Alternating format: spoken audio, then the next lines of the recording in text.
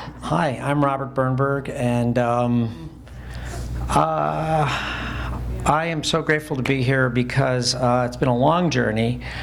I have to talk about myself a little, which I don't mind. I've always been sort of a seeker. I've always been interested in the mind and how the mind works from a really early age. I studied hypnosis when I was a kid. My dentist hypnotized me instead of gave me a shot, and then I went and studied hypnosis. I must have been about 14 or 12, and I hypnotized a girl in the neighborhood.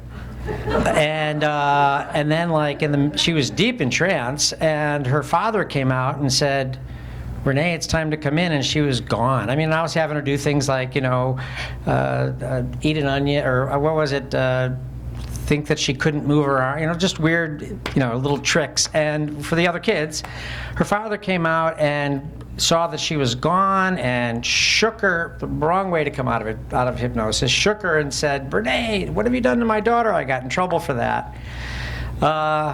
Later on, I discovered there were other ways to learn about the mind, and one of them was drugs. So I started taking lots of drugs, and they were originally about learning about the mind. I took those kinds of drugs, and unfortunately, I had a lot of problems. I had a lot of traumatic experiences when I was growing up, and so this search to learn about the mind became just changed my moods, and I got hooked on drugs. And I was a psychology and dance major in college. But then I quit college to do more drugs. Ended up in Hollywood, writing screenplays, and then that got me to rehab, where I spent a year doing 5 hours of therapy 5 days a week for a year. And I learned a lot about myself, and it was a really slow process of learning about myself, but it saved my life. A lot of things have saved my life along the way.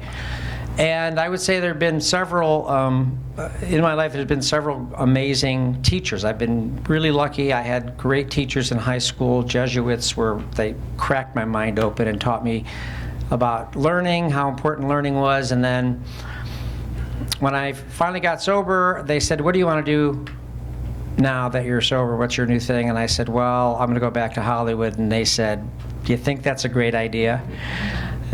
So I said, well, I had been doing asana, the yoga postures all this time, and they said, "Well, what would feed your soul?" And I said, I heard myself say the words yoga therapist. And this was 22 years ago. There was no such thing at that time in America, and they said, "We don't know what that is, but go do it." So I ended up in India, and I spent 10 years studying yoga therapy with probably some of the greatest the greatest teacher I think I could have, and it was revolutionary. It's not anything like what's done here. But I discovered a book called the Yoga Sutras, and in the Yoga Sutras, there's a whole chapter about imprints that are made when we're really young, that seep into the Sanskrit word for unconscious, and that are the cause of suffering for the rest of our lives unless we change them. And so there's a bunch of people trying to change them by going like this and this, and it's not really the right tool for the job. So when I came back from India and decided that what people were doing here wasn't helping or wasn't doing what yoga was supposed to do, I discovered positive psychology, which is this new movement in psychology that is all about happiness, and they said that old school psychology says that we're driven by the past, and positive psychology says no, we're drawn by the future. So I became a certified positive psychology coach. So now I've got all these tools. I've got all these positive psychology interventions. I'm helping people do gratitude journals and acts of kindness, and giving them yoga, breath-centered yoga postures and all the stuff, and I'm noticing that I'm starting to help people change. I've got these great tools, but there's still something missing. And what was missing is that positive psychology is wrong when they say we're drawn by the past, we're not driven by the future. So I would give people, as a coaching exercise, I would say, okay, what's the most amazing amount of money you could see yourself making? And they would go, $60,000. And I realized that there were some limits, self-limiting beliefs that were keeping people from being all they could be. And of course, I'm talking about other people, but I'm also talking about myself, obviously. Or maybe not obviously, but I certainly am. And so I found EFT and started tapping on it, and it just felt so pokey is the best word I can think of. Like I couldn't get the I completely love and accept myself out because it just didn't feel true. And I just didn't feel, I feel like it was the 5% of me telling the other 95% that didn't love and accept me that I was okay. And I don't really know how I found Robert, how I found Faster EFT. I think by mistake. It was like, I like to do things quickly, and I was looking up an EFT video, and this is Faster. All right, well, here's a faster version of, let's do this one then, because I don't have time for that one. So let's do this one. And then something happened where everything came together. I found this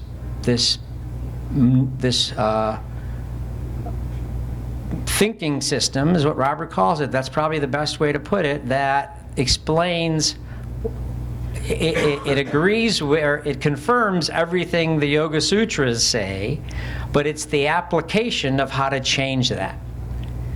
So it says, yes, we say that all these patterns get laid in at an early age. They shape our perception, our beliefs, our behavior. They limit, they shape our bodies. Their body and minds are not separate. They're the same thing. So we have feelings in our body, and these feelings make us sick. And all the tools I had before were helping, but there was something was missing. And for me, Faster EFT is this huge was the missing piece. And so like everything else I got interested in, I just dove into it. I watched 1 million YouTube videos, bought the home study course, and came to my first workshop in Las Vegas last year. And my wife is great because she's even more skeptical. We don't like new age woo, anything that has the word energy in it. We're just like, not for me. And and I'm always telling, when I train yoga therapists. I'm always saying, stop using words like grounded, centered, balanced, and present. I don't know what the fuck you're talking about. And I realize, and these are all words, and I'm trying to teach people to be. And again, when people's goals, those are unachievable goals. What are you talking about in real terms? What would it look like if you were grounded, centered, balanced, and present, and in the moment, and whatever else? So, I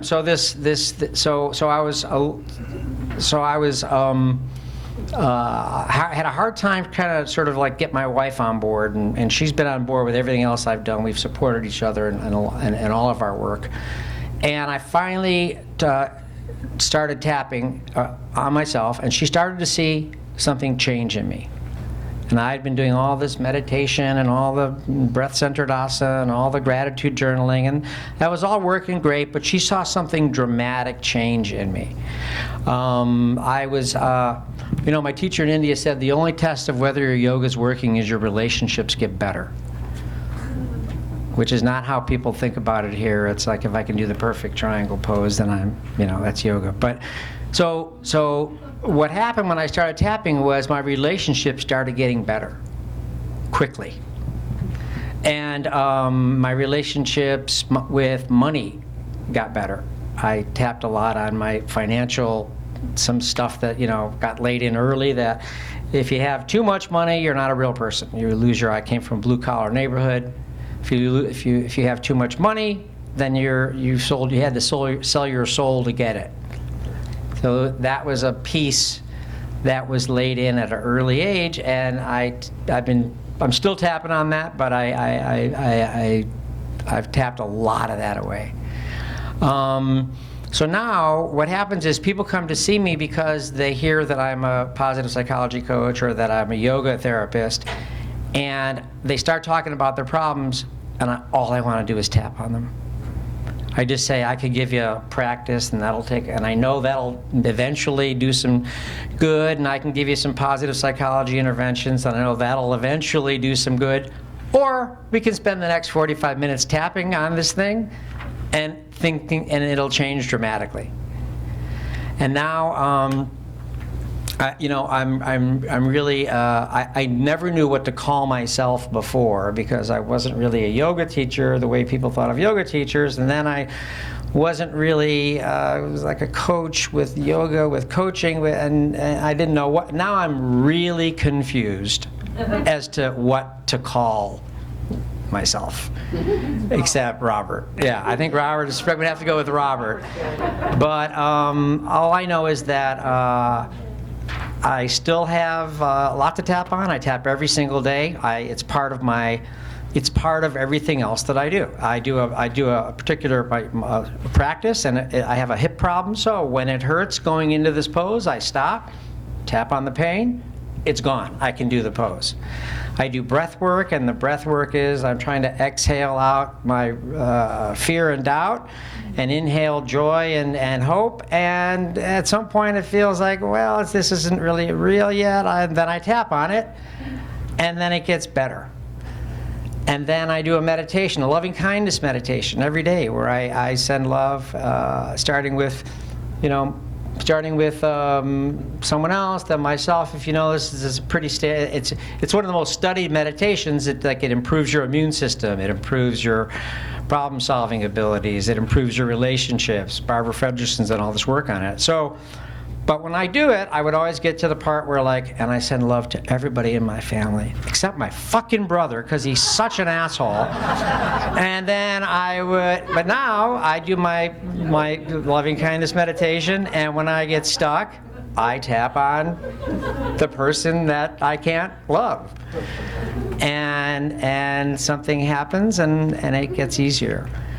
So, Robert's got this sort of, my take, I don't know why I can't read minds, but my sense is he doesn't want to get what we're doing, confused with, wacky, new agey kind of things that just sort of, but